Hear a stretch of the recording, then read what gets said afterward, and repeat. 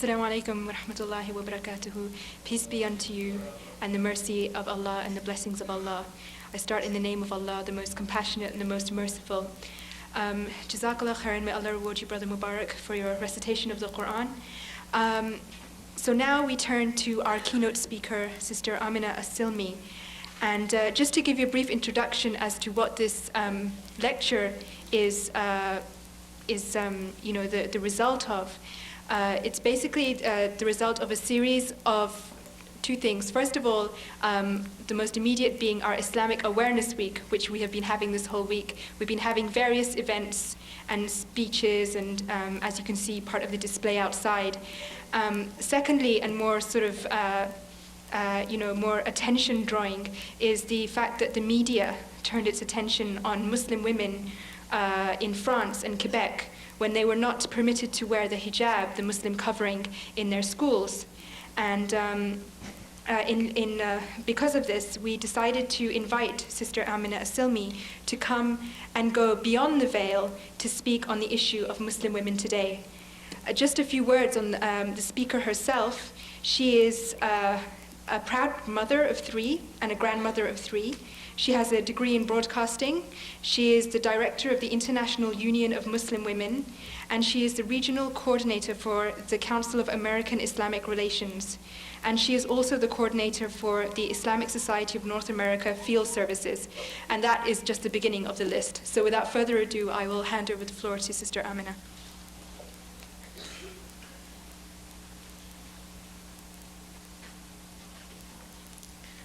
Assalamu alaikum. I stand before you as a Muslim woman who is very proud of being a Muslim woman. I stand before you as a Muslim woman who chooses to wear hijab and does so very proudly. I stand before you as many women all over the world do, struggling for our right to practice our religion. Tonight I'm going to begin by discussing briefly what it means to be a Muslim woman, what Allah has said about the Muslim woman. After you know that, you may understand why women are the ones who are fighting. It's not the men who stood up in Egypt and fought when they tried to pass the law prohibiting women from wearing hijab. It was the women. It's not the men who have stood and fought in Pakistan as the women are fighting for the right to cover their hair while they're attending the universities. It's the women. It's also the women who are fighting in Tunisia when they're told not to leave their homes if they're wearing coverings. It's the women in Algeria who stand up and say, we wish to wear our hijab and be identified as Muslim women. Many people look at this and think that this symbolizes oppression, that this represents the superiority of the man to the woman. If this was true, very few of us would fight for our right to wear it. Our hijab is only one of the rights that Allah has granted to us, and it is a right. I'm going to run just through a few of them. We'll start with procreation. Allah said that the man and the woman have equal responsibility in the area of procreation, that the man is not more valuable than the woman, that it requires the two, and that both have the same responsibilities in this area. Allah decreed that women should be educated. He decreed that all of humanity should be educated. Education is vitally important to a Muslim. We must seek knowledge even into the ends of the earth, but knowledge we must have. We go beyond that in that Allah has said that the woman's voice must be heard and given due response.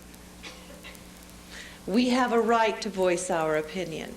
We do not have to be silent shadows in the background in a world that is run by men, because we will be heard. This is our right granted by Allah. It is the right of society granted by Allah, because where only one side is heard, the society cannot grow to full health. We go beyond this now to the right to own our own property, to control our own wealth, to make the decisions of finance.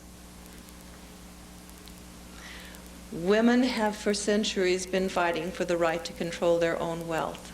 Little did they realize that Allah had granted this to us over 1,400 years ago.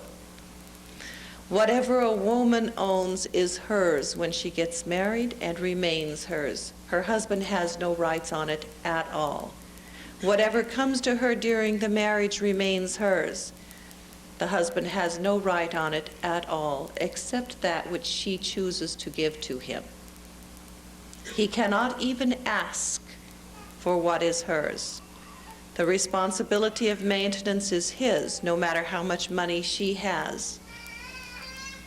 She controls. She makes the decisions about what is done with her property and her income. We also have the right to choose our own husband. Many people have the misconception that the marriages are arranged by family members. Now, in some cultures, unfortunately, this is true. They bypass Islamic law and follow something that comes from way beyond imagination. In Islam, the male and the female child must both be consulted before they are married. The involvement on the part of the parent is supposed to be in making sure that this female or male child, that these are the two people who belong together, that they are going to bring each other happiness, that they are going to make a solid family which will be an asset to the society. As a mother, as a grandmother, I go through this as my children reach the age of getting married. And I have to sit and I have to talk with them in the way of Islam to make sure they understand their responsibilities. So as my son, my older son, is getting ready to get married, I sat with him and explained to him his responsibilities as a husband. Then I sat with the girl he was considering to make sure she understood. Then I sat with her, with him, and with her family as we talked about the things that were important to both sides of the children. The family was very surprised when I insisted that my future daughter-in-law have a college education. And it's written into the contract that she will have a college education. My son must provide this for her. Not just the opportunity, but he must encourage her. He must make it easy for her to attain a college education. As a mother, I know that my son does value intelligence in a woman. I know that he would not long be pleased with a wife who was not as educated as he is. I know that my grandchildren would not do as well. So I am protecting my son's future happiness. I am protecting the grandchildren's future happiness by being involved in requiring those things which I know are important. There are many other things that we discussed too. We dealt with issues that could become problems in the future. Things that had been left between the two of them would never have been mentioned. They would just pray to God that everything ironed itself out. But in Islam, we recognize the fact that a man and a woman coming together does not create a new family. But a man and a woman coming together brings two complete families together to making one. And it's very important that we do it in the right way. We're not making a separate entity. We're bringing people together. We're making a stronger society, not a more splintered society, a stronger society. The importance and the involvement of the parents also comes into a greater importance should the woman decide to work, because we have extended family now. So if my daughter decides that she wants to go to work, she can leave her children with me, or she can leave her children with her mother-in-law or one of her sister-in-laws. But she doesn't have to leave the children in the care of someone that we don't know and that we have no idea what they're going to teach the children. And this is a very important thing. See, in Islam, we recognize the value of motherhood. We know that motherhood is the single most important profession in the world. That's right. This is a profession of power. We're deciding the future of the universe. What I teach my children determines whether they are builders or destroyers, peacemakers or warmongers. So yes, I'm deciding the future of the universe and how I teach my children and how they teach their children. That all comes from the mother. So we know the value and the importance of motherhood. And when we're arranging a marriage, we know that a complete family requires the presence, the continual presence of a man and a woman to give the child the full security that they have a right to expect in life. So we're very careful. Now, divorce is permissible in Islam. And we have, as women, the right to obtain a divorce should we need one. But we also know that before we come to a divorce, we're going to go through arbitration and great extremes to try and save the marriage and keep it together. But we do know that we have the right to divorce when it's necessary, and we can exercise that. Islam also provides protection and rights for the woman and the child in the case of a divorce. If divorce becomes necessary, by Islamic law, we must part amicably. We're not allowed to say anything negative about or to our former spouse. We can only be kind with each other. This is very important because where you have a man and a woman who have a child and then they separate and they're busily ripping each other apart, what they don't realize is that actually they're ripping their child apart. It's the child who suffers. Every time you say something bad about the mother, it's the child who suffers. Every time something bad is said about the husband, the father, it is the child who suffers. So Allah said, none of this. If there is divorce, it will be amicable. We must be peaceful. Another thing that Islam provides is the responsibility for the child. A man is 100% responsible for his child whether he lives in the house or not. He can't get away with paying $150 or $300 or even $1,000 a month. His responsibility goes beyond finances. He's responsible for the mental, the psychological, the emotional development of this child. He must be a part of the child's life. And he must provide financially for everything for the child. Many times in divorces, there's not very many divorces, but where there are amongst Muslims, you find that the man willingly will give money to his former wife so that she will remain in the house with the children. Who better to take care of the child than the mother? Why hire a babysitter if the mother is available?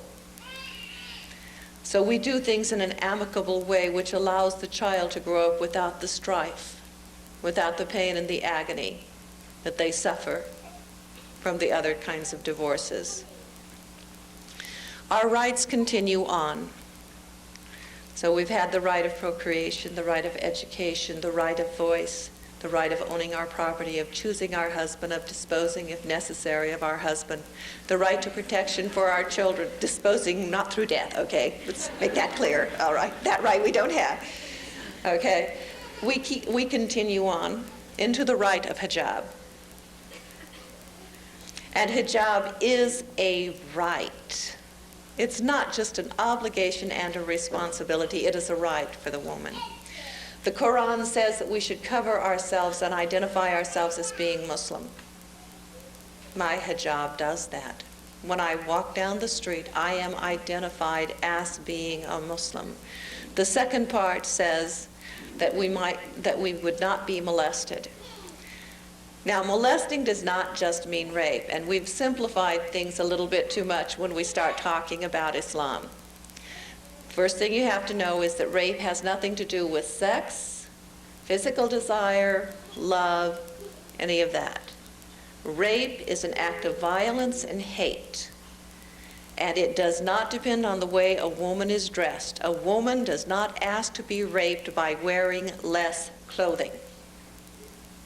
That is not why a man rapes. A man does not rape because he is sexually excited by the physical appearance of a woman. This is an act of hate for women. It is an act of violence against women. And they even rape 70 and 80-year-old women with no figure.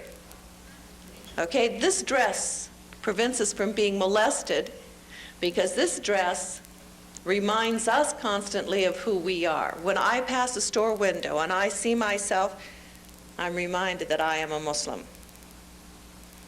The knowledge that I am a Muslim says you are a woman of value. You are a woman of worth, of dignity, of importance. And when I walk down the street or interact with anyone, I interact with that knowledge. And the way that I behave because I know my own value dictates the way other people interact with me. So when I get on the bus, I expect the men to get up and give me their seats, and they do. When I come to a door, I expect it to be opened, and it is. When I walk into a room, I expect all lewdness and profanity to cease immediately, and it does. Because they know that I know what my own importance is, what my own worth is, and I am granted the dignity of who I am. So when it says to protect us from being molested, it's because we get an attitude that goes beyond attitude. Because we have the attitude of Allah. This is a right that we will fight for. The right of hijab is something that I have given up a great deal for. I am no longer allowed to work in my own profession, which is radio and television, because I will not remove the hijab. I cannot work in most professions because I will not remove the hijab. In the States, you can't be a public school teacher, you can't hold public office, you can't work in any of the federal or state offices, you certainly can't work with television or radio, not even behind the scenes, okay? I was a producer, I'm not an on-camera person, I don't like cameras and lights and microphones. But even that we are not allowed to do if we cover ourselves in the United States. We continue to wear it and we continue to educate people about Islam because this is not a sign of oppression. The way we dress is a sign of dignity and pride. Pride in being Muslim women, and we want the world to know who and what we are. We find it interesting when we go to state functions, and in spite of themselves, they're frequently forced to invite me to functions that they would rather I not show up at. But when I attend, I'm always fascinated because, you know, when you're going to a state function, you're going to dress to the tenth, okay? The men come, and how much of the man is showing? Hands and face. He has to be dignified. Only his hands and his face will be displayed. Long pants, long sleeves, shirt, vest, I mean, he is covered. Now, how is the woman expected to show up? She's expected to be down to here, down to there, up to here, as much less as possible and as tight as possible. Now, why is it that a man to be dignified is covered, but a woman covered is oppressed? There's a bit of inequality there. It seems to me that if dignity means that a man is covered, then when a woman is covered, there should be dignity as well. And if a woman who is covered is oppressed, then a man wearing clothes must be oppressed as well. Someone needs to talk with our political officials. They are so oppressed. See, hijab is not oppressive. It's not a sign of oppression of women. It's not a sign of inequality. This is a mark of dignity and pride. And it's not something that we Muslim women are going to give up easily. We'll put our lives on the line where it's necessary. We don't give up. I tried to talk about the rights of women a little bit because I want you to understand why we are not willing to take our clothes off. Thank you. I want you to understand that is what is happening in many of the so-called Islamic countries has nothing to do with Islam. And we will fight the governments even there for our rights that were granted to us by Allah.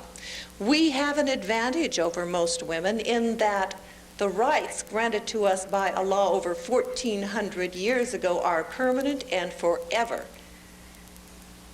And we know what they are. We have something that we can look into and see what we are supposed to be like. We also know that what Allah has said is for the benefit not only of a single individual woman, but of a family, of a community, of a state, of the universe. We know that everything in Islam is of benefit, and this includes our hijab and our modesty. Now, I don't want to leave from up here without letting you know that hijab is not just for women. There is an appropriate dress for men as well. The brothers, some may cringe here, the brothers are not allowed to wear tight pants.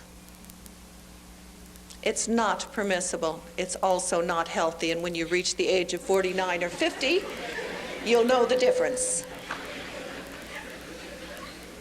Men are also not allowed to wear their shirts unbuttoned down to their waist to show off their hairy or non-hairy chests. Men are required modesty as much as women are. Men are not allowed to dress effeminately. Silk is reserved for women. Gold is reserved for women. Men are not to wear them. There is a proper dress for men and a proper dress for women. There is a proper dress for behavior for women and the same proper behavior for men. When we talk with each other, we are to lower our gaze. We're not to gaze into each other's faces, into each other's eyes, but to lower our gaze when we are conversing with each other. Not just women, but men must lower their gaze as well. All that Allah has ordered is of benefit to all of us. It is recognized in Islam that there is no such thing as absolute independence or absolute individuality. We are an interdependent species. We cannot survive alone. We cannot survive alone. Knowing that we are an interdependent species means that we know in exercising our rights, we cannot take another individual's rights away from them. So in securing our rights, we must be sure that everyone else's rights are secured as well. In securing the right to wear our hijab, we cannot require that other people wear hijab. This is not a part of our way. We don't force our thoughts upon other people. This is not Islam. Each person must grow and learn and obey Allah according to their understanding and their ability. But each person must also seek the knowledge to understand where they are supposed to be at. To talk about the woman in Islam, to talk about the struggles that we are facing throughout the world at this time, would take maybe 10, 15, maybe 20 hours. And I don't have that much time. I want to allow time for interaction. So I'm going to close here and invite questions. I'm going to ask not to have long comments. Okay? If you want to get into a debate, you can schedule a time with me later. I am not here to debate with anyone, and I will not. So if you wish to debate, you can make an appointment and I will meet you at another time in another place. This is a time for questions and dialogue. Assalamu alaikum.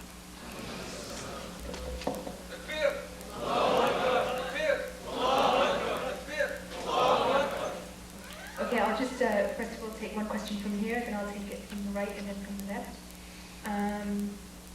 I may have misunderstood, but was it a must for your daughter-in-law to have a college education to marry your son? If so, why? Well, I tried to explain that when we dealt with setting up the contract for them for getting married, I recognized how important her education was to my son. I also recognized how important it was to her that I knew that she truly wanted to have a college education. It was by agreement between me, her parents, her and him, that was included in the contract, that she would have the education. And it was done because we knew the importance to them, and we didn't want them, I didn't want my son to later on say it's inconvenient. I wanted him to know he had this obligation and could not back away from it. I wanted the same thing for her. I wanted her to recognize the importance of education and for her to go ahead and pursue it. Now you have to understand also that, just as in the case of my daughter, we have another part of the agreement. I didn't cover all of the agreement. The agreement is quite sizable because the negotiations that went on were quite prolonged, all right? Now if they have children right after they get married, her college education will wait until they start to school. My youngest granddaughter starts school this next year, and at that time my daughter will return to college to complete her education. But as long as she has a young one in the house, the understanding, the agreement between us is the first obligation is to the child. And we will put aside some things that we want for ourselves for the benefit of our children. So my daughter will be going to school part-time. If my daughter-in-law gets pregnant right away, then she will also stay at home until the children start school. And then as they go on, then they continue with more hours of education.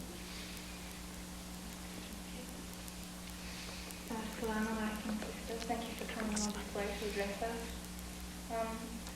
One of the things that troubles me about women in Islam books and pamphlets and things that I pick up is that they're always very theoretical.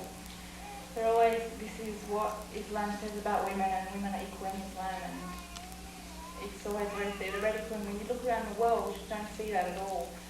In Muslim countries, I don't see what I consider to be equality. Women staying home, women not being able to drive cars, things like that. And I was wondering if you could speak to this, the sort of discrepancy between theory and practice.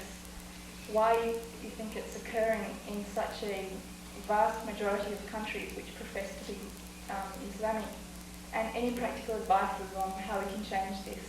Very often I say, well, they're doing this, and the people tell me, well, no, that's culture, that's not Islam. But, I mean, when does culture stop, and when do we start practicing Islam? Gee, that's a question I've been asking myself for years. When does everybody drop their culture and recognize that there's only Islam? It would save a lot of trouble. How did all of this start? It started when the Muslims ceased recognizing the importance of knowledge, ceased recognizing the importance of reading the Quran themselves and gaining the knowledge themselves, and started relying only upon scholars. Now, scholars are very important because they help to open Islam to us. They help us to reach a higher level of understanding. But you have to understand that when you are learning from a person, you will not learn more than that person has to offer without going to another person. And many people have been limited in their knowledge according to what their single teacher has wanted. Many people in cultures, the daughter has learned what the mother knew and has usually forgotten half of that. And then she gives that one half to her daughter, who loses another half. And it goes on down, and you just keep losing more and more of the knowledge. It was continued during the era of colonialism. The colonialists could not deal with Islam. They had to destroy it as best they could, and we had the evidence for them on how to do it. All they had to do was to read the hadith, and they knew how to destroy the Islam and the power of the Muslims. We were told that we could not be conquered from without until we destroyed ourselves from within. We let go of the knowledge ourselves, otherwise we could never have been conquered. We moved away from the practice of Islam, or we could never have been conquered. Now, in order to maintain control of us, they must see to it that we never gain the knowledge of Islam. So in different countries, they did different things. They set up schools for educating the imams. They encouraged only those imams who would agree with the state. They made things easy only for those teachers that would agree with the state. Or they would encourage ignorant people to become religious leaders. They would issue papers saying that so-and-so was a mullah, or so-and-so was an imam, or so-and-so was sheikh, when they weren't qualified to be. And so we began to be taught by ignorant people. We can only set things straight through knowledge. There are, alhamdulillah, in most cases the families really do care about what is of benefit, but the reality is that in many countries the parents are not using the wrong yardstick for measuring the spouse, using the wrong yardstick. The first thing they look at in many places is going to be the degree, the profession. In some countries you've got to be a doctor, in others they want an engineer. The next thing they look at is where is the social standing of the particular family. The third thing they look at is the money. How much money does he have? What is his earning potential? On the girl's side, when they're looking at the girl, okay, how pretty is she? What's her social standing? And how much money does her parents have? That's what they're looking at. We also have instances, and I'm dealing with families right now on numerous of them, so I'm speaking from direct knowledge. We have many cases where young people have found people that they would like to be married to. They're very suitable because they're both Islamic activists. They have the same goals in life, they have the same desires in life, and the parents are preventing the marriage because it's not the right class, it's not the right nationality. Yes, it's not the right nationality. Sometimes it's the right nationality, but a shade too dark. And so they won't allow the marriage to happen. And this is not Islam. And so in this case, we have to stand up and really work to educate the parents. And when I'm counseling the parents in these cases, it's very difficult and very delicate thing to make them understand that Islamically they are doing a wrong thing to prohibit this marriage. Just because they have a cultural prejudice, they should not pass it on to their child. An example is that I have an Egyptian girl who happens to be wanting to be married to a Pakistani boy, and neither family will agree to it. Yet they've been neighbors for their whole life. They've lived on the same block for their whole life. They've gone to school together, they've grown up together, they've played together. They've been part of the same Islamic organizations throughout their whole lives. They want the same things, they know each other, they're comfortable and familiar with each other. It's not like he lives in one country and she in another. They've grown up together, but the parents will not allow them to get married. They want someone from their own country. And the children are really not from that country anymore. They haven't lived there for their whole lives. And it's a very complex situation. I'll shorten my answers. I'm sorry. Okay, well, I've got a bunch of questions here, so... Why don't you do two from there and Okay, well, I'll from the do mic. 5 from here because they're Okay. they're all to do with I'm hijab. agreeable. What you need? Okay, basically they're all to do with hijab. One is that if the woman has the right to wear hijab, do they also have the right not to wear hijab? I.e., is it possible for a woman to be a good Muslim woman and not be covered? And also, there are questions about, why doesn't a man wear a hijab on his head? And He should. also, okay, let's see. And Shukran. the other one is that in Algeria, the armed Islamic group has killed women who do not wear hijab. What is the basis for various Islamic movements imposing moral standards through violence and coercion? Yeah, I can deal with them all. They all lump together very nicely.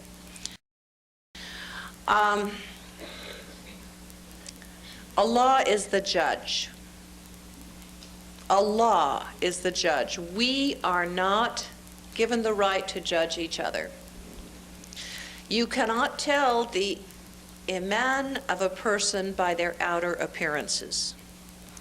We do not have the right to require anything of anyone. Islam is not allowing compulsion in religion. This is not saying that hijab is not a part of Islam. But hijab that is worn for any reason other than for Allah serves no value and is of no purpose. Wearing hijab when it is not for Allah is being a hypocrite, a liar, and a deceiver. And this is not what you want. This is not an asset to the community. This is not an asset to Islam. It is not an asset to the family.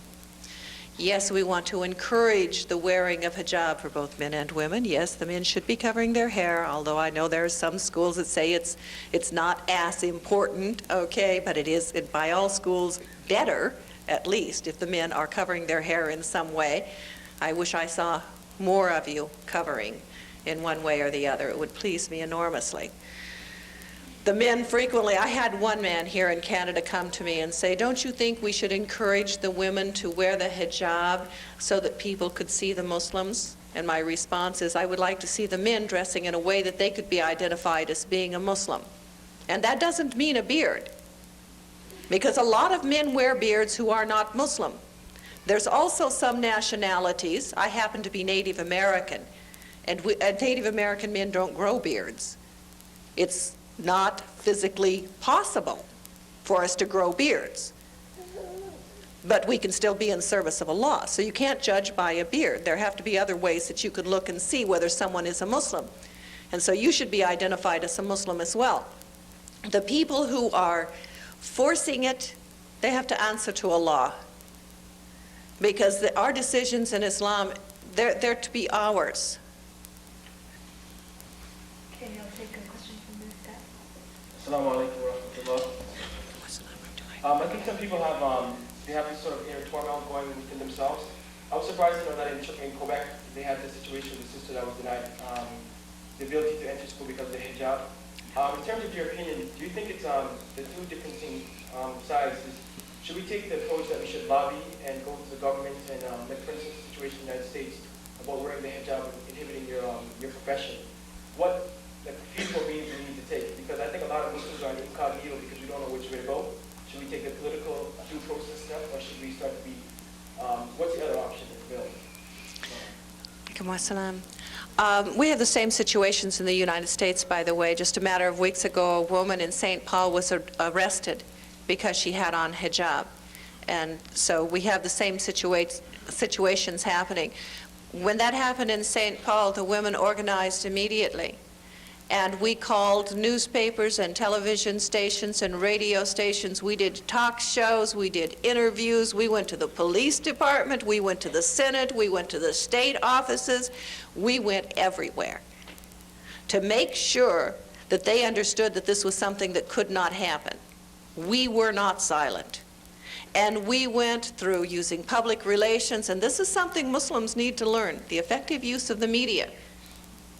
All right? We didn't yell, chant, and scream. We were not violent. We were not obnoxious. Every letter we wrote was polite and persuasive and carefully worded. Every meeting that we had, we came forward positive, kind, and polite in the way of the example that we had. We were involved in all fronts. We continue to be.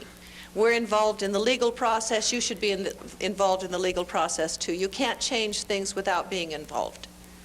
But you have to know the limits. I mean, I don't give bayon to the President of the United States, but I know I am subject to some of his decisions. So what I have to do is educate the foolish man so he knows what the right decisions are to make. Well, if we don't do that here in Canada, then we have to expect things like Quebec to continue to happen. If you don't speak out, it may happen in Ottawa as well. If the Muslims in Quebec don't speak out, it'll continue. If the Muslims of France don't get a little more positive in the way they're handling things, it'll continue. The Muslims of France still aren't standing up and explaining that hijab is a right, that it's not a sign of oppression. They're still not saying it, and we have to defend our rights. So get involved in every way you can. Learn to use the media. Develop journalists. Muslims need to develop journalists. Encourage your children into the field of journalism, into radio and television. We need them because they influence the masses. A broadcaster can influence millions of people, where an imam can only influence the people who will come to him to be heard. Think about it. Sorry. There are a lot of concerns here about concerning professional women as regards child rearing, and what is the role of the husband in looking after the child. Like, why can't the husband stay at home and look after the child rather than the wife? And also, what is the?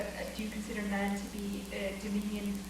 I guess over the woman, and is he considered to be the leader in the household?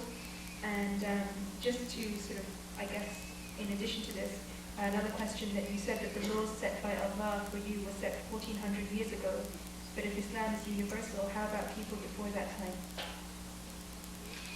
Okay, we'll start with that one first, okay, because it doesn't link in with the others and I don't want to forget it, okay? Allah has sent prophets through all times, okay? And the message was the same. The teachings were the same. But the message was not written down at the time of delivery, and the message was changed, warped, and altered in many ways. The Prophet Muhammad ﷺ was the seal of prophets, the last that was required, because the Quran was written down at the time of revelation. It was not written from the memory of someone. It was not written from suppositions. It was written from the actual word of God. So the people before had prophets as well, and those prophets also came from God. When we talk about Moses and Isa, all of them down the line. Now we get into the subject of man. Hi, Sugar Bear. That's a cutie. Okay, the man and his dominion. All right. The man has, in the case of a disagreement, the man has the last word.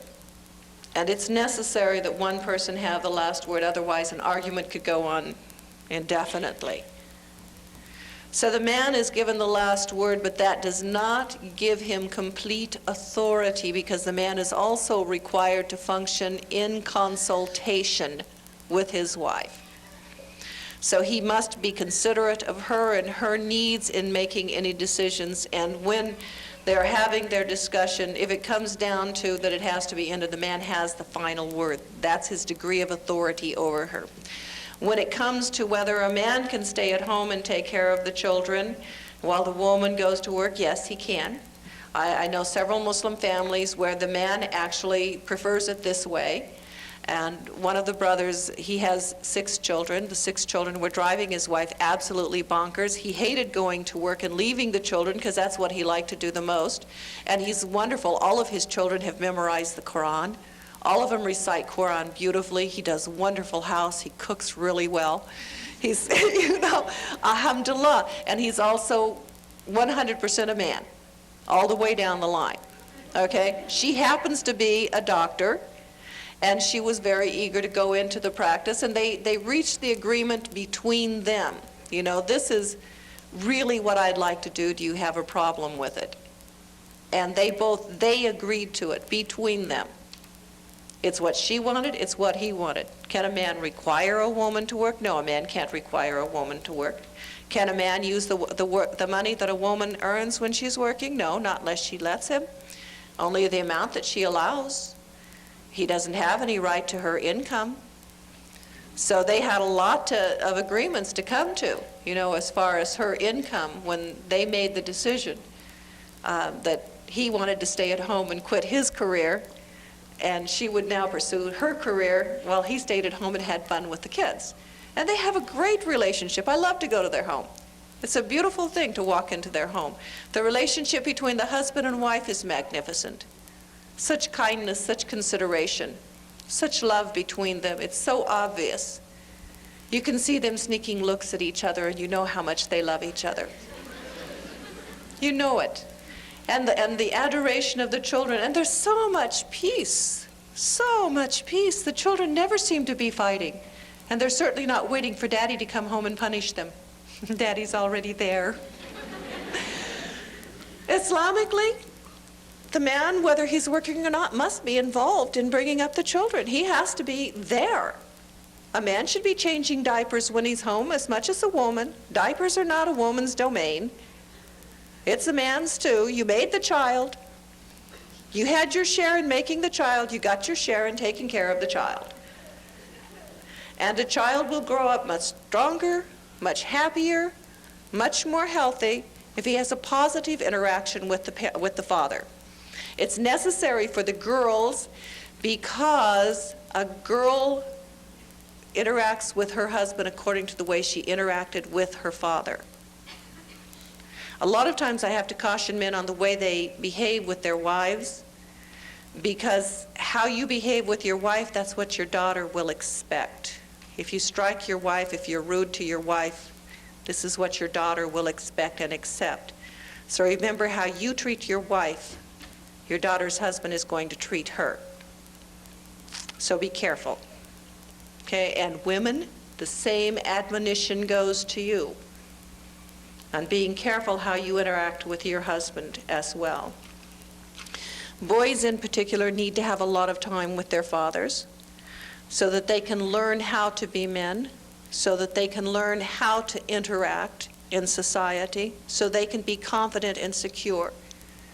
You can't just come in, say Salamu Alaikum, do your prayers, and go away from the children, shove them in another room. They need more than this. And if you look at the example of the Prophet Muhammad sallallahu alaihi wasallam, I mean, he carried his grandchildren in the salat, both male and female.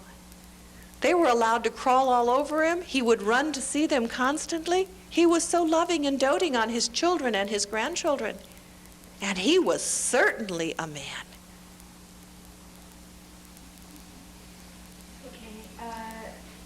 These are questions again on hijab, one question is, what exactly is hijab? What are the requirements? Another is that some scholars or intellectuals say that the word headpiece is not mentioned in the Quran. Another is that, does a mother have the right to force her daughter to dress the way the mother thinks is Islamically right? And in addition to that, are you suggesting that non-Muslim women have no sense of value?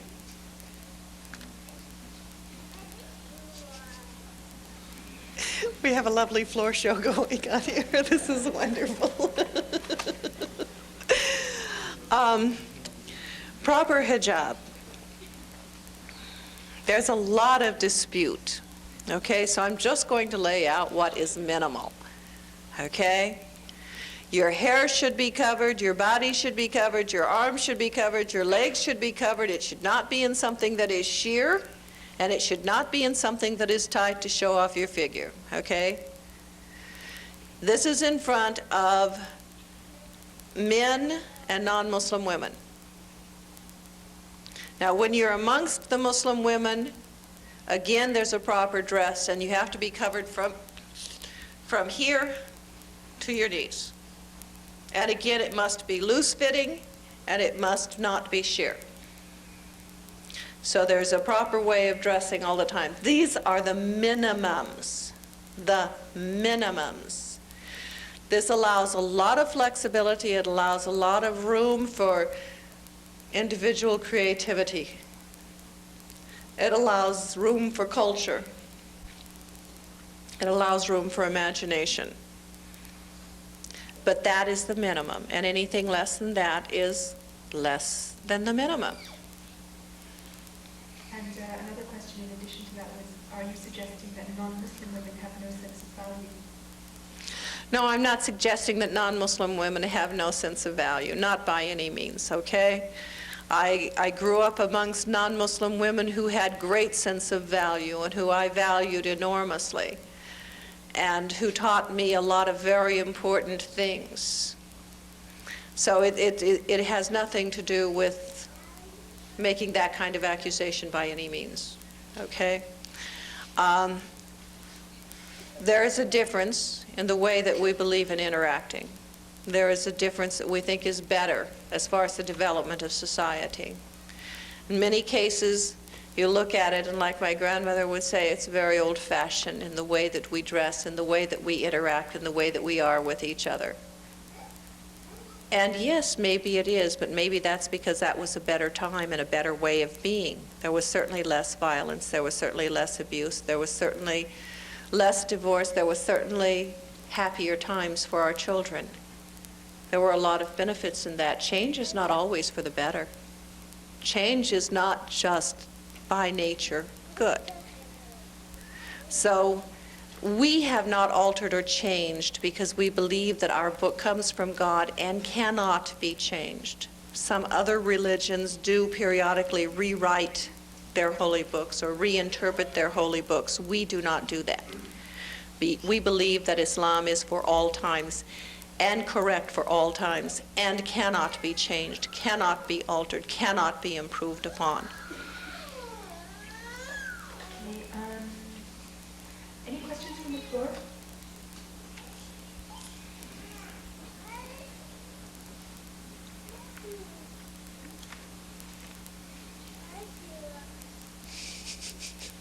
Assalamu alaikum. I just, you touched about the issue of the hijab from the right point of view.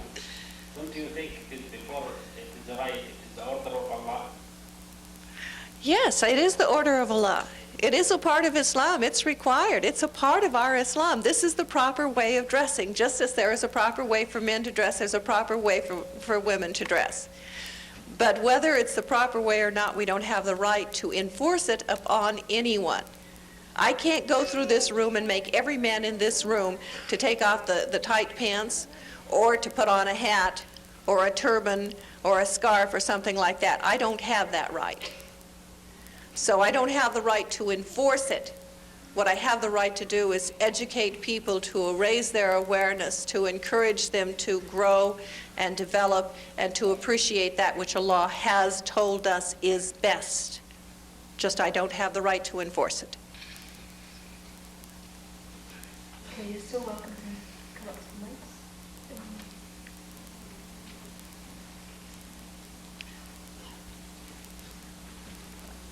You're talking about arranged marriage.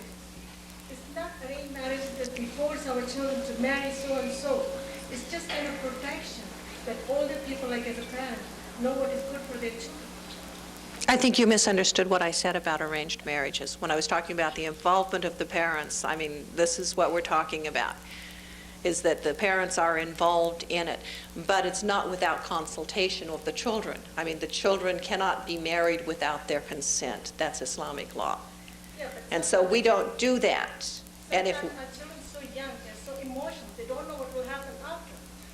but we still, whether you think that or not, you don't have the right to require the marriage if they don't agree to it. This is Islamic law.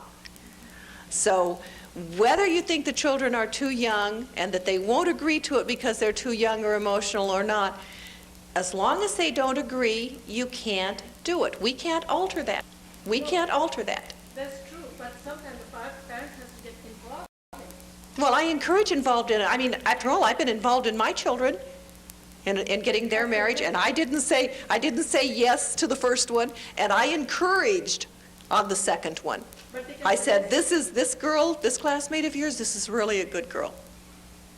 This one I really like. I like having her around. You should give her more consideration. And so then he took a second look at her. He hadn't really paid attention before that, and he took a second look at her because he'd been more attracted to another one who was more vibrant and energetic and everything, but I knew that this quiet one was more suitable to him. So, yeah, I encourage the involvement, so you're not understanding what I'm saying. I've been very involved in the marriages of my children, very involved, to the limits that Islam says. If my son had said on the quiet one, "No, Mom, I don't want her," that would be the end of it for me. I couldn't have done anything about it because it's not my right, even though I knew she was the better choice. I couldn't do anything if he said no. And the same thing with my daughter. When it came time for her to get married, okay, I mean, there was one man, I think I probably would have died if she'd gone ahead and insisted on being married to him, but when it came down to it and I presented Patrick to her, as much as I wanted him for a son-in-law, as much as I thought he would be a good son-in-law, if my daughter said no, that would have been the end of the discussion. Yeah, I couldn't have gone any further. Suggestions or protection from the parents as well. Well, that's what I said. That's what I said, and continue to say. Okay. Okay, there are a couple It's okay, of she questions. doesn't bother me. Oh, okay. Okay, there are a couple of questions here of the issue. We often talked about issue of polygamy. As I understand, forgot to men mention are allowed that. to have 4 wives. Is this not the height of unfairness? Oh, I forgot to bring that up. I'm sorry. I'm talking about women's rights, and I forgot one of the most controversial rights that women have, and that is the right to a co-wife. Oh, I see. You think that polygamy is for men. Oh, my goodness. Let's straighten this out right now. Okay. Yes, a man can have 4 wives. That's true. And along with the wives, remember that a man is 100% financially responsible, and he also has to answer to a law if he is unfair to his wife, even if there's only one. If he hasn't been fair to his wife, he must answer to a law. And along with when he got the first wife, he got a mother-in-law. And a father-in-law, and probably a few brother-in-laws. And you talk about keeping peace. When there's one woman in the house, try keeping peace with 2 or 3 or 4, especially if the man was the one who chose them. What does a man get out of polygamy? A giant headache and a financial burden. But when it comes to polygamy, a lot of people are very insecure with polygamy, and you have to be truthful and honest with yourself on how you feel about it. But you need to re-examine polygamy. First of all, let's get rid of this idea that God only gave things to men. This is a Christian concept. It has nothing to do with Islam. Okay? God gave equally to men and women. And it just might be that the reason there was only one Eve and one Adam was because God was telling Eve, one man is enough. Maybe God wasn't saying anything to Adam. He was telling Eve, believe me, one is enough. Now, when we talk about co-wives, you have to realize that in Islam we recognize that women have needs that go beyond for food, shelter, and clothing. We have physical needs, psychological needs, emotional needs, and those needs must be met. In Islam, those needs may only be met through marriage. We also face the problem even today, and have throughout all of history, and will continue through all of history, to have more women than men.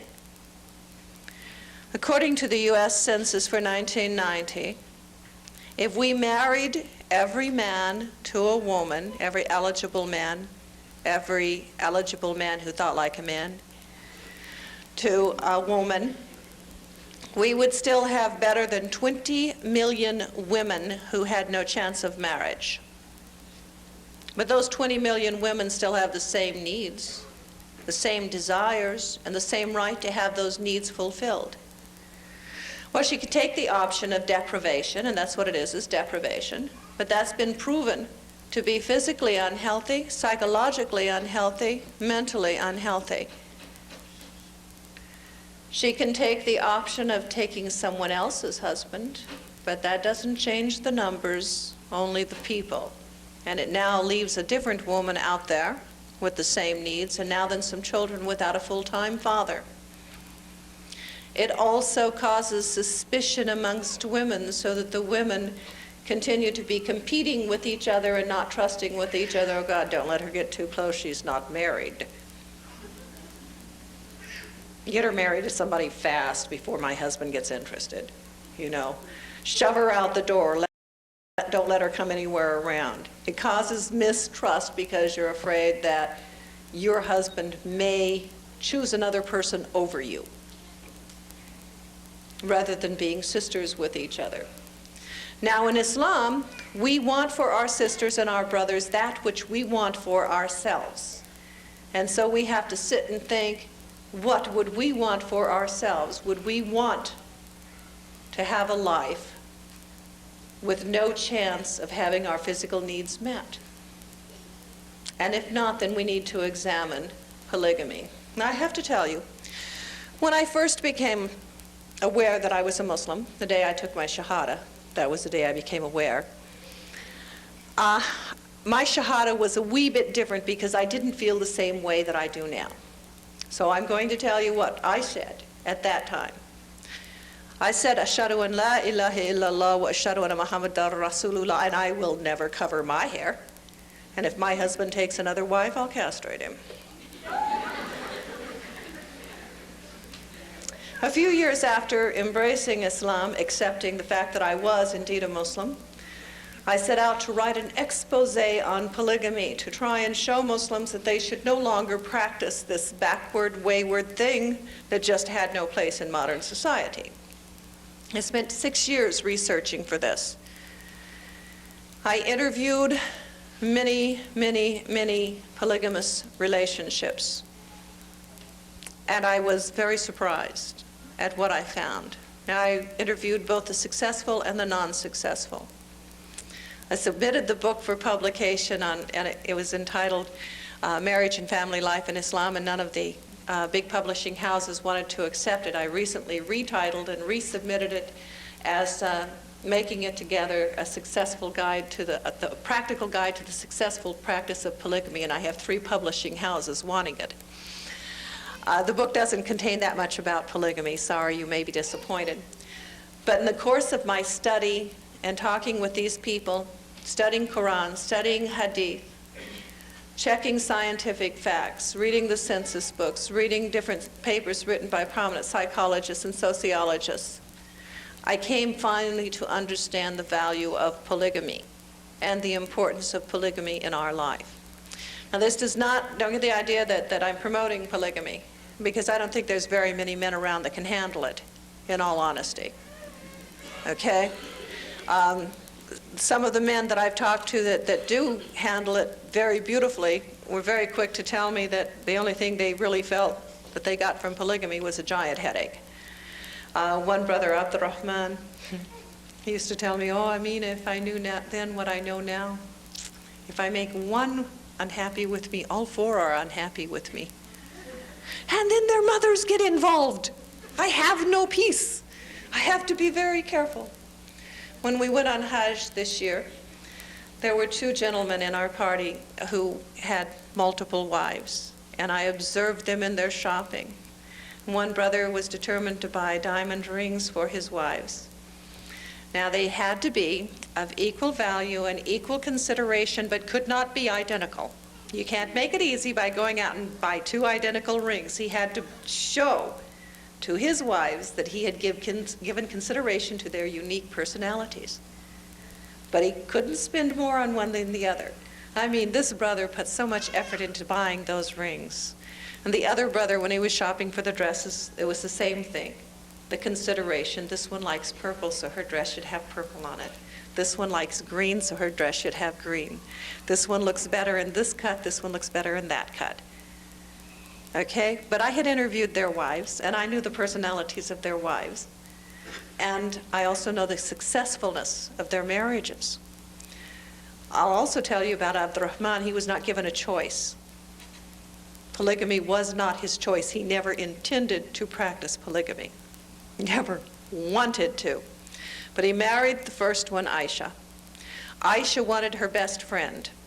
And so she convinced her husband to marry her best friend. Together, they got together and decided they wanted a 3rd friend. And they talked him into that. And then they decided to bring in their 4th friend. And Aisha said, if it would have been possible, we would have brought a few more of our girlfriends in. We have a great time together. You know, they really do. But they chose their co-wives. And this is something that the brothers need to take into consideration, too, is that, you know, your wives will spend more time with each other than they will with you. They need to be able to get along with each other. Don't set your wives against each other. Because when we're talking about the curse that is on the person who comes between a man and his wife, it can be the husband himself who comes between himself and his wife by putting his wives at disagreement or competition with each other. Another question to do with something which I guess is seen as controversial. Many in the West seem to believe, due to media coverage, that in Islam female children are to be circumcised. Is there any truth to this? No. Female circumcision is directly against Islam. This is a cultural practice that was never, ever a part of Islam. The circumcision of a man is done for cleanliness. They circumcise a girl because they think it will increase her chances of chastity until she's married, and chastity during the marriage. This is not Islam. And if you're doing it, you better think twice about it, because you're going to have to answer to Allah for it. This is not Islam. This is a cultural practice, one of those things we must throw out. Any more questions from the floor?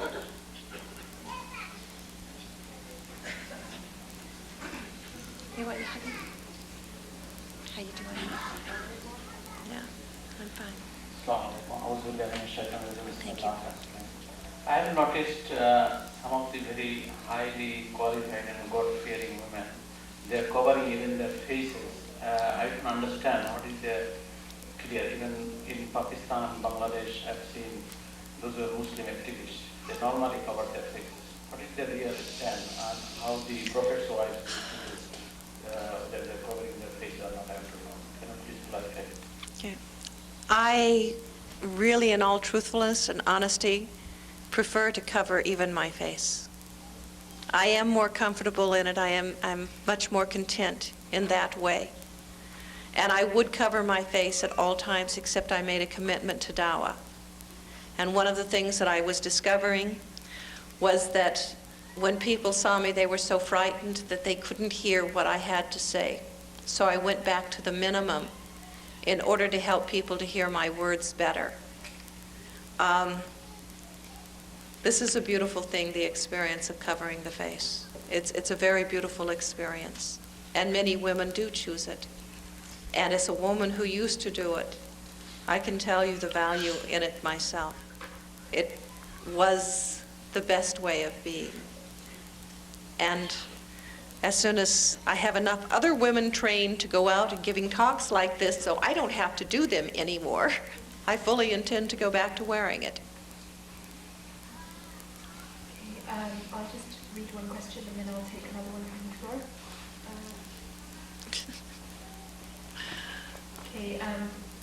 In order to prove that you are a true Muslim, must you give up your culture and identity? No. No, you only give up those things which are against Islam and those things which will separate you from other Muslims. Okay? So we have to learn that we as Muslims are one. I am Cherokee Indian. And in those areas where being Cherokee Indian is in direct line with Islam, then this is great. And those things that are not, then those things are not done. I do not give up my cultural practices. I still carry my name. My son still has he has a second name as well. His name is Muhammad, but he's also known amongst my people as Little Wolf. I am Aminah, but I am known amongst my people in tribal gatherings. Then I go by another name. And this is in line with Islam. There is nothing wrong with maintaining your culture and maintaining your identity. Don't think that one culture is better than another culture, okay? I was born in America by Allah's choice. Allah chose that I was born there, that I was educated there, that I was born to American parents. Allah chose the experiences that I had. If Allah is truly all-wise and all-knowing, then I should be pleased with that which Allah has chosen for me. So where Allah chose to put me was His choice. I didn't sign any kind of petition. And had He wished me to be an Arab or a Pakistani, or a Zulu or whatever, Allah would have had it to be so. I will not question the authority, the knowledge, the wisdom, the omnipotence of Allah. Some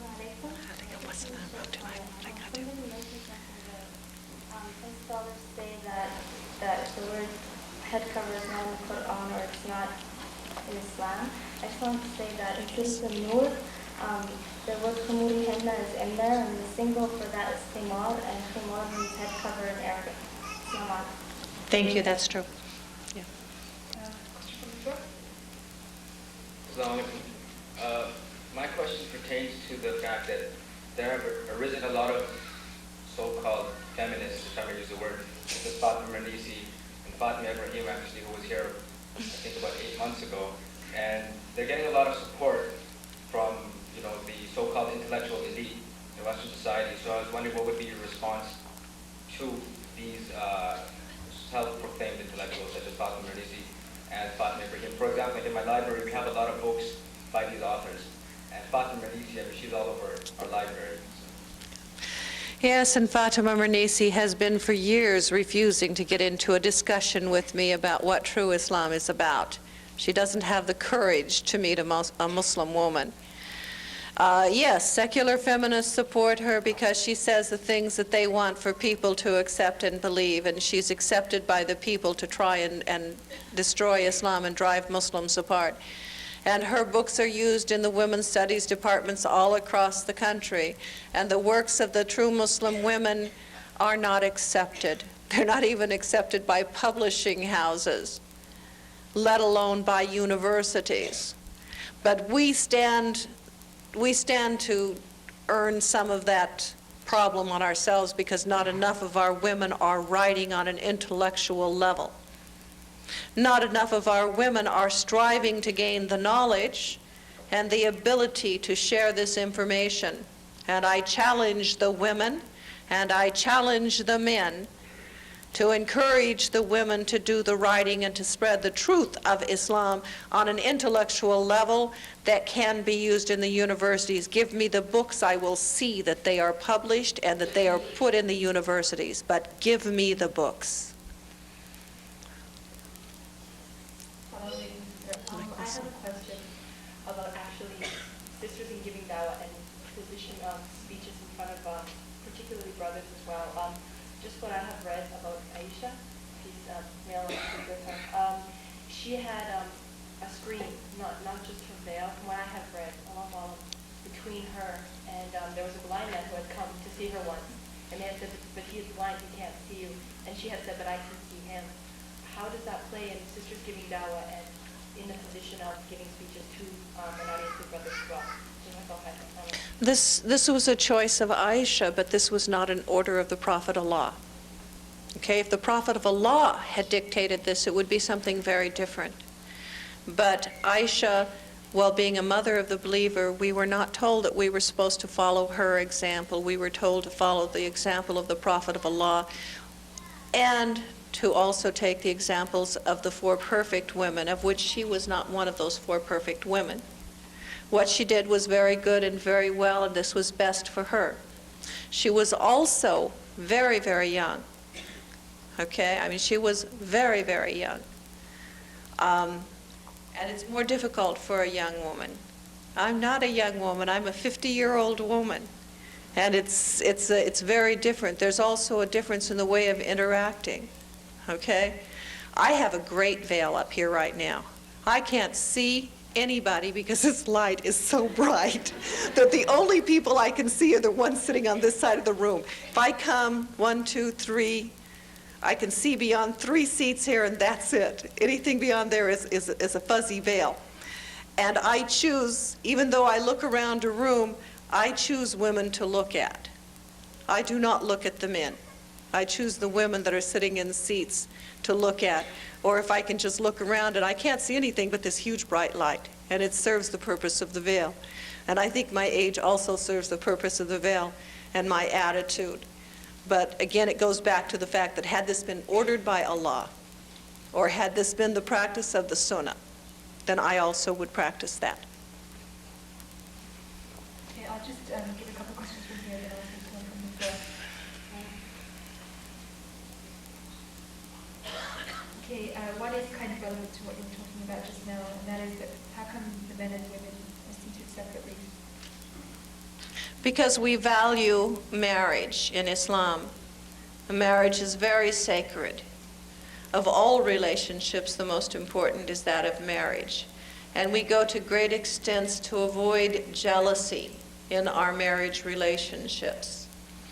And part of the jealousy can arise just by opportunities that exist. Many times in parties that Europeans attend, a husband and a wife will go together, and having lived this myself, and having experienced this myself, my husband was a very good-looking man. He truly was. And the women did look at him, and I was aware of how they looked at him. And they did grab every opportunity to hug him, and I did get jealous. I didn't appreciate it. But it was part of my society, and I had to accept it. In Islam, we know that those things hurt the marriage, and so we avoid any opportunity for jealousy to grow. Thus, we lower our gaze when we are dealing with people of the opposite sex. Thus, we limit our interactions. It's said that when a man and a woman are alone in a room together, there is a third party, and that third party is shaitan, or the devil, temptation.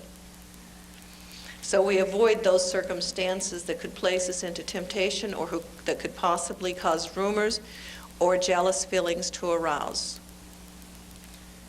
Was there one other part of it? Okay. On the question of polygamy, would I be correct in saying that it is also one of the rights of the women to refuse to accept a second wife? I'm sorry, what? Huh? On the question of polygamy, would I be correct or incorrect in assuming that it is one of the rights of the women to refuse the husband to have the second wife? No, you can't refuse that which Allah allows. The only person who can refuse you a right is Allah. If Allah has allowed it, then it is permissible. What is granted to the woman is, if she is not willing to accept polygamy, what is granted in the Quran is her right to divorce him. Isn't it in the hadith of the Quran which says that he must have permission from his first wife before he can accept the second wife? No, doesn't require permission. However, he is warned, okay, that he's responsible as far as making his wife unhappy, and that if it's going to make his wife unhappy, then he either shouldn't do it, or he should recognize that she has the right to leave. But it doesn't say that he has to consult her. But how are you going to know if your wife is going to be unhappy and want a divorce if you don't talk to her? I mean, you've got to talk to her. I have some doubt about that interpretation. Okay, I'll just read one question and I'll take one from the floor.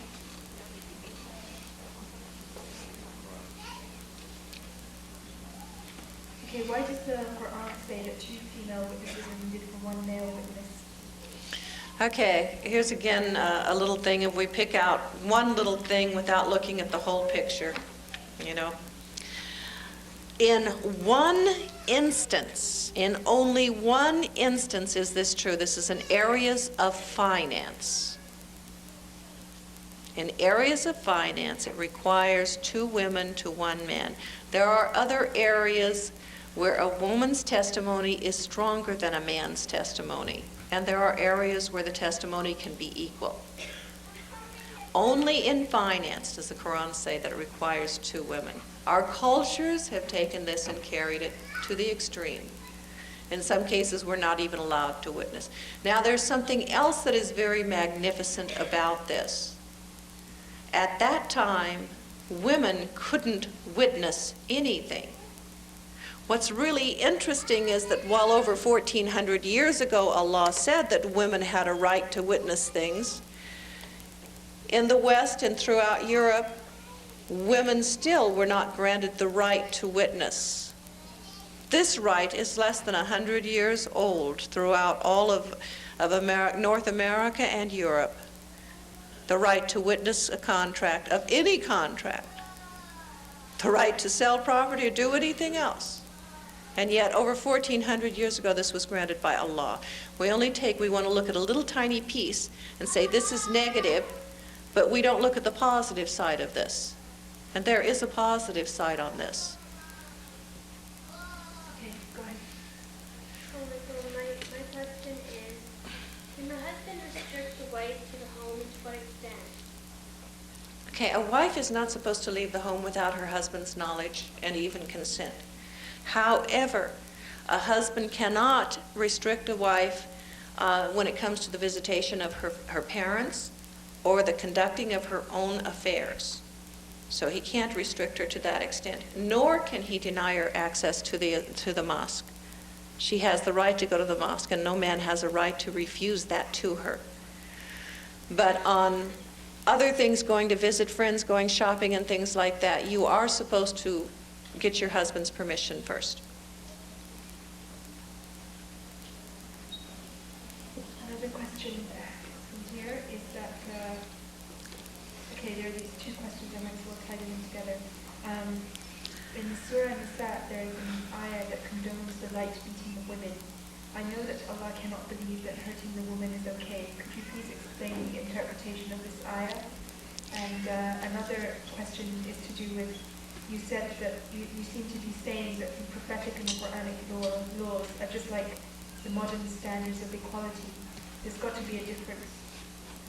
The difference is it goes way, way beyond anything that we have at present. We don't have anything near an equal standard between men and women or anything near equal to justice like what we have in Islam. There's no comparison with what we have now. I mean, we're struggling and striving to get back to Islamic law if the truth is known, and some people don't recognize the fact that what they're after is Islamic law. Before I knew about Islam, I was active in the women's liberation movement. My problem was I knew nothing about the Quran, I knew nothing about Islam, I knew nothing about what my true rights were. Had I had that knowledge at that time, had I had that knowledge back in the 60s, the women's movement might have been going in a different direction. Once I got that knowledge, then I recognized what God had given, and what we were struggling for was nothing.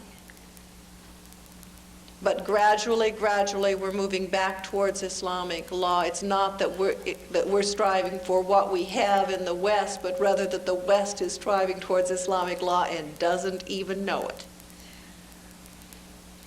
There was another thing. It says that the condoning of the light beating. Oh, the light striking. Yes, I know.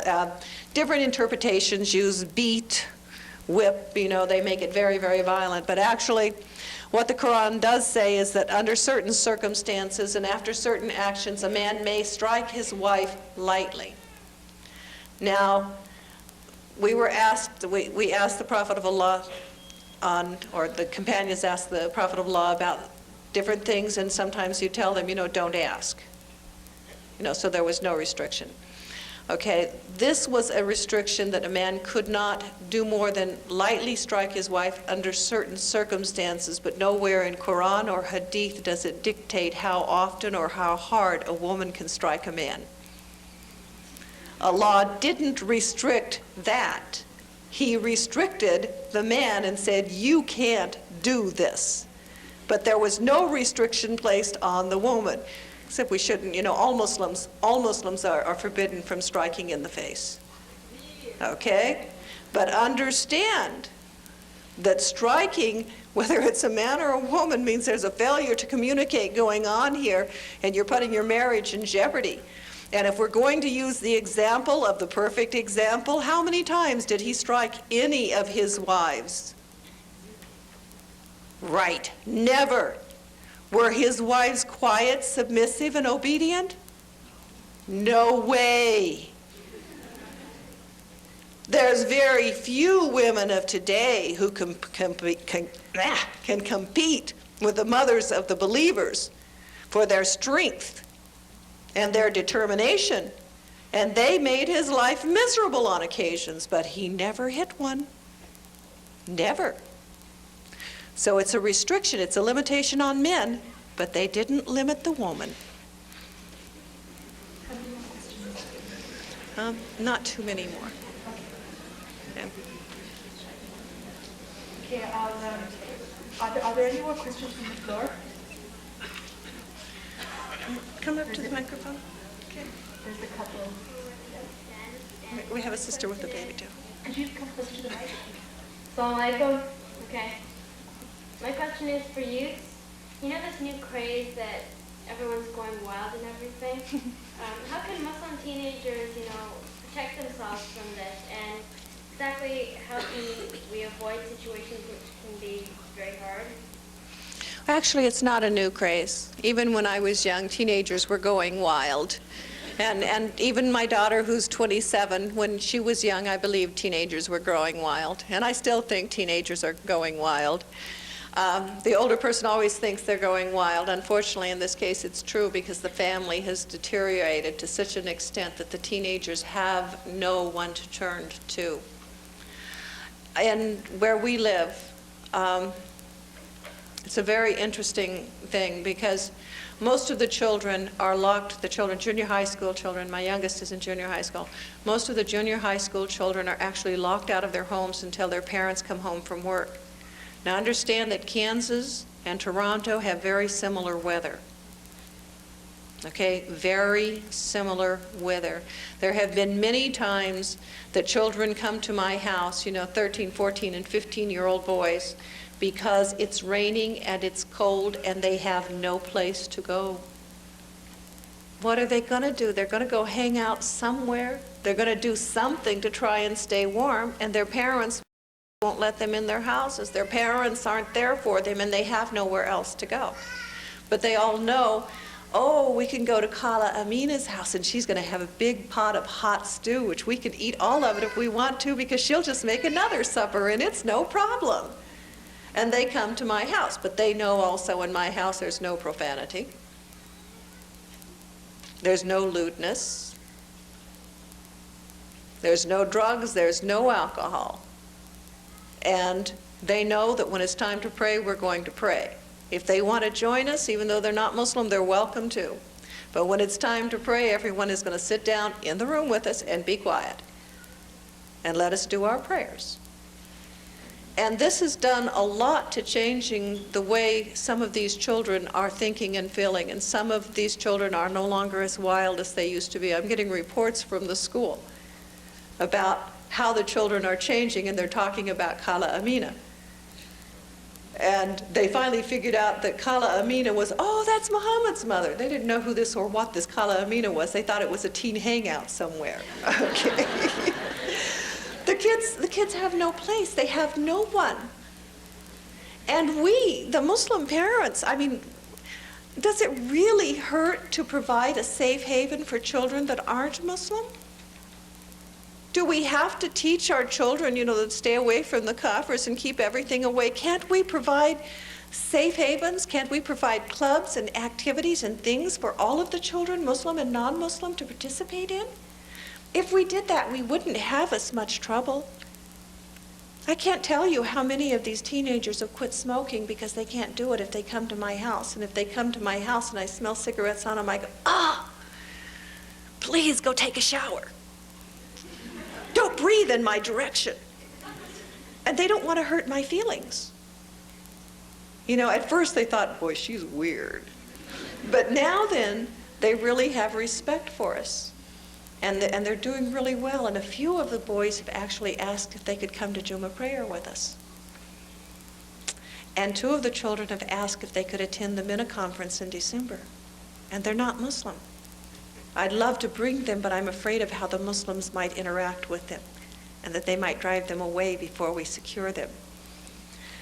We need to provide safe havens. We can complain about how our children are growing wild, but if we don't provide some activities for them, an alternative for them, what can we expect? They have no one in their own homes. They have no example. They have no love. Now I've got all these teenage girls calling and telling me all of their problems. My son is getting unhappy because his friends prefer to talk to me.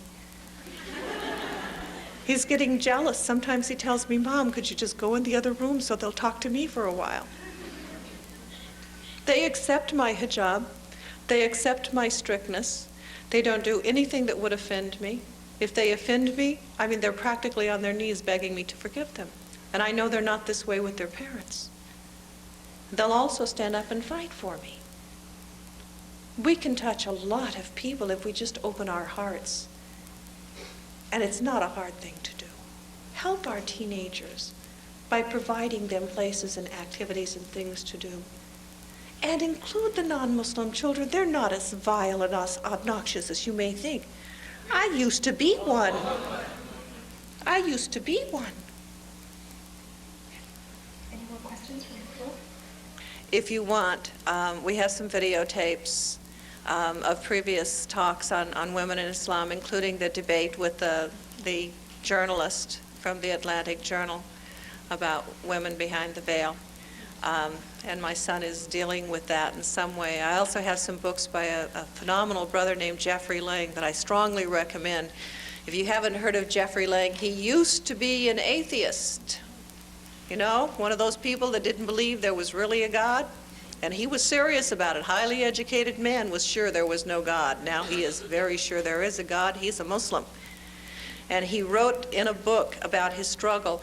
And you can benefit from reading the book because it'll teach you how to answer the questions of the intellectual.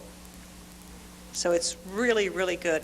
Inshallah, he'll be speaking at the Maya conference in December, the Maya, Minna, and CIII convention that's happening in Chicago in December. So if you get a chance to hear him, he's something else.